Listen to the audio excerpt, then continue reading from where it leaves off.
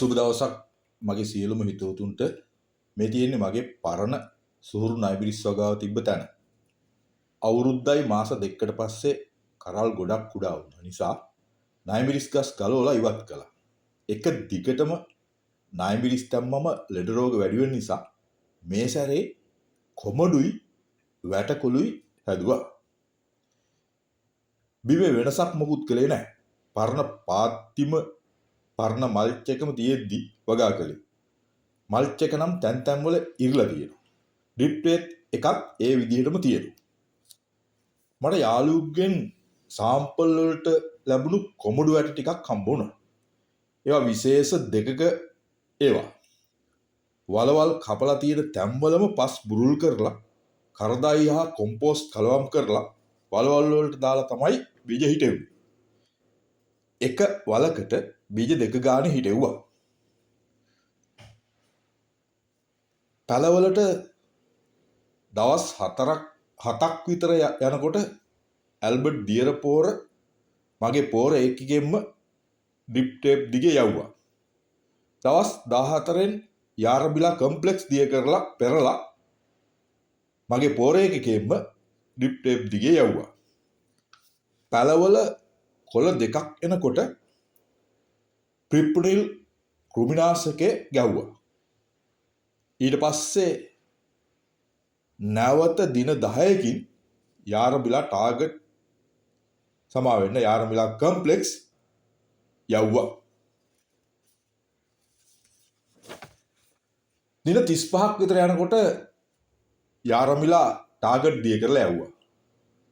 මේ අතර මුලින් සුපර්මැක්ස් දියර පෝරත් පසුව කැල්මැක්ස් දියර පෝරත් ස්ප්‍රේ කළා. මේ තියෙන්නේ තරමක් වර්ධනය වුණු කොමඩු පැල. පාත්ති වල වල් ගලවලා තමයි අර අගල් වල තිබ්බ වල් ගලවලා තමයි හිටෙව්වේ. නමුත් මේ පසුව වල් පැල වර්ධනය වුණා. ඒව වර්ධනය කරන්න මම ගියේ නැහැ. ගෙඩිමල් ඇල්ලුවට පස්සේ ප්‍රොපොනෝපෝස් ස්ප්‍රේ කළා. පළතුරු මැස්සට මේ විදිහට 3 පාරක් ප්‍රොපොනෝපෝස් ස්ප්‍රේ කළා. මම කැල්වස් දියරපෝර එක මල්ලෙන්ඩ කිට්ටු වෙලයි ඇල්ලුවේ ස්ප්‍රේ කළේ. සුපර්මැක්ස් දියරපෝර එක පැල කාලේ තමයි ස්ප්‍රේ කළේ. ඒ වගේනුත් යම් කිසි ප්‍රතිඵලයක් තියෙනවා.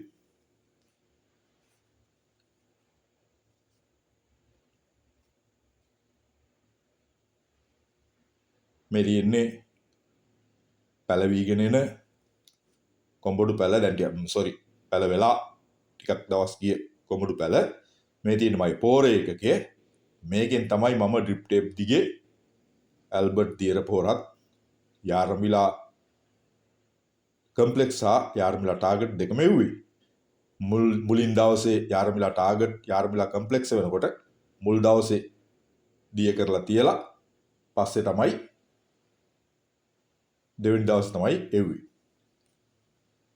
මේ තියෙන්නේ දැන් ගෙඩිය අල්ලගෙන එනවා. දැන් මම මොකුත් පෝර යොදන්න ගියේ නෑ. නමුත් 3 පාරක් ප්‍රොපොනෝපෝස් ස්ප්‍රේ කිරීම කරා. මේ තියෙන්නේ අගල් වල තියෙන කැලේ ටිකක් වැවිලා තියෙනවා. නමුත් කැලෙත් එක්කම කොඹඩු වැල් වලට වර්ධනය වෙන්න දුන්නා. මාස 2ක් විතර යනකොට කොමඩු පැහුණා. හුඟක් වෙලාවට කොමඩු පැහිගෙන එනකොට කොමඩු වල නැට්ට කුඩා වෙනවා. එතකොට හොයාගන්න පුළුවන්. සෑහෙන අස්වෙන්නක් මම මේකෙන් ගත්තා. හැබැයි වටේ ආවරණයක් නැති නිසා කලවැද්දෝ වගේ සත්තුන්ගෙන් විශාල හානියක් සිදු වුණා. ඒ මගේ කොමඩු වගාවේ චූටි අත්දැකීම්. ඔයාලටත් පුළුවන් මිරිස් තිබ්බ තැනක වෙනසකට මේ වගේ කොමඩු ටිකක් හදලා බලන්න.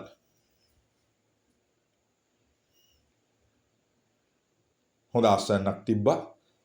ටිකක් වැඩි මිලකට විකුණා ගන්නත් පුළුවන් වුණා. කොමඩු හදු පාත්ති වල එක පැත්තක කුඩා පාත්ති ටිකක් තිබ්බා. ඒ කුඩා පාත්ති ටික ආවරණය කරලා වැටකොළු වගාවක් කළා. මේ තියෙන්නේ ඊට උපැල. හැබැයි මල්ච් එක නම් ගොඩක් මේ හරිය සවුත් වෙලා ටිකක් අදට අවුව වැටෙන හරියක්. ඒ නිසා මල්ච් එක ගොඩක්ම සවුත් වෙලා තිබ්බ මේ හරිය. පැල 60ක් විතර හැදුවා. ඒ වටත් පැල කාලේ දවස් 7කින් ඇල්බර්ට් දියර පොරේ දුවා. දවස් 14ක් වෙනකොට යාරමිලා කම්ප්ලෙක්ස් දිය කරලා ඉස්සලා වාගෙම ඉස්සරියෙන් දවසේ පෙඟෙන්න දාලා පහුවෙදා දිය කරලා පෙරලා අර මගේ පොරේකේ ඔස්සේ යවුවේ. මාසෙකට පස්සේ යාරමිලා ටාගට් යවුවා. නැවතවරක් දවස් 10න් 10ට යාරමිලා ටාගට් එකම භාවිතා කළා අස්සන්න ලැබෙන කාලේ වෙනකම්ම මාසෙකින් පස්සේ යාරමිලා ටාගට් තමයි භාවිතා කරේ.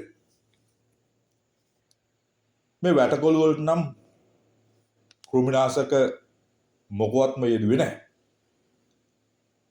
මුලින්ම කරල් කීපයක් හැදුනා ගෙඩි මල් අල්ලලා. මේ තියෙන්නේ වර්ධනය වෙන වැල්. මේ වැල් වල පහලින් එන අංකුර ඔක්කොම කඩලා අයින් කරලා මේ කණු වලට තියලා වැල් බැඳලා තියෙන්නේ. උඩ පන්දලම දක්වා මේ වැල් බැඳලා උඩට අරන් තියෙන්නේ. මේ උඩ මැස්සට එනකන් වැල් වලින් අතිරේකව වර්ධනය වන අංකුර ඔක්කොම ටික කඩලා ඉවත් කරලා ප්‍රධාන වැල විතරක් තමයි මෙහෙම උඩට ගෙනාවේ. මේ ප්‍රධාන වැල තමයි උඩට ගෙනලා තියෙන්නේ. අනික අංකුර ඔක්කොම කඩලා අයින් කරලා තියෙන්නේ. මේ පන්දලමට ගෙනලා තියෙන ප්‍රධාන වැල විතරයි. හැබැයි පන්දලමට ගෙනාවන් පස්සේ අංකුර කැඩීම මුකුත් කළේ නැහැ.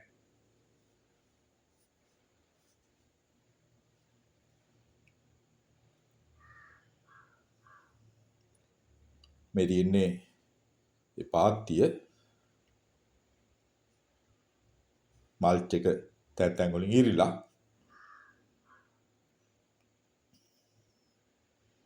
මේ තියෙන්නේ පන්දල මුඩ දුවන වැල්. මේ තියෙන්නේ මුලින්ම හැදුණු කරල්. මේ කරල් කීපේ හොඳින් හැදුණා. ඉල්මැස්සා විද්ද නැහැ. හැබැයි ටිකක් දවස් යනකොට කරල් වැඩි වෙන්න ඉල්මස්සගේ හානිය වැඩි වෙන්න පටන් ගත්තා. මේ විදිහේ මේ කරල් වලට නම් මම මොනවත්ම කරේ නැහැ. තෙල් දැම්මෙත් නැහැ. තෙල් ස්ප්‍රේ කළෙත් නැහැ. මේවා හොඳින් වර්ධනය වෙලා මං කඩලා ගත්තා.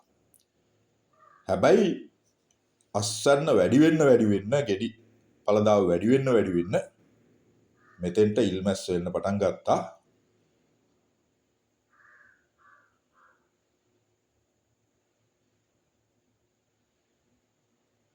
ඊට පස්සේ මං කරේ මේ විදිහට වැල් ගොඩක් පන්දල මුඩ වර්ධනය වෙලා ගෙඩි මල් හැදිලා පරාගණය උණ ගමම්ම පහුවදාට පොලිතීන් කවර බැස්සුවා.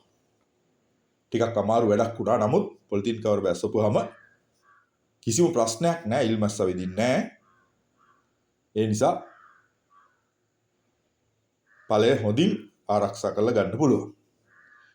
මම මේ හිටවලා තියෙන වැටකොළු ප්‍රභේදයේ අරවින්ද කියන ප්‍රභේදය. වැටකොළු කරල් ගොඩක් දිගයි බර වැඩි. මෙන්න මේ නිසා එක කරලක් සමහර වෙලාවට ග්‍රෑම් 750ක් 850ක් විතර බරයි. මේ නිසා වෙළඳ පොලේ නම් හැබැයි වෙළෙන්දු ගන්න අකමැති. සාමාන්‍ය වෙළෙන්දු ඉල්ලන්නේ ග්‍රෑම් 250 300 විතර තියෙන කරල් තියෙනවා නම් තමයි හොඳ කියලා. කොහොම වුණත් මම මේකෙනුත් සෑහෙන ආදායමක් ගත්තා. වැටකොළුත් මිල කාලේ තමයි මට මේකේ අස්සන්න නෙලන්න පුළුවන් වුණේ.